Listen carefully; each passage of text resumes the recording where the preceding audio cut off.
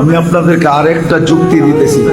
হতে পারে কোনোদিন সকালে উঠা দেখবেন মসজিদ নাই, হাদিসে আছে।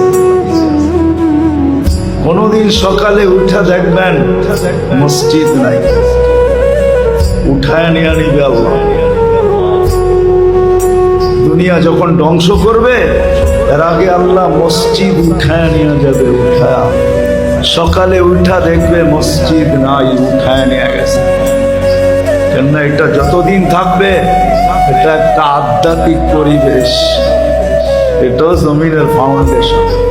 মসজিদ গুলা কিয়ামতের আগে উঠায় নিয়ে মুসলমান দেখবে একদিন সকালে উঠা দেখবে কোরআন পড়া আছে কিন্তু একটা অক্ষরও নাই, সব আল্লাহ উঠায় নিয়ে নেবে। তখনই পরিপূর্ণ সিগন্যাল আসবে এখন আমরা ধ্বংস করতে চলছি, যা তৈরি করছি তা ধ্বংস করে দেবে। সত্য এটি। কিন্তু আমরা যদি এর সাথে অগাধ মহব্বত রাখি, ভালোবাসা রাখি, একে আবাদ করি, আসা যাওয়া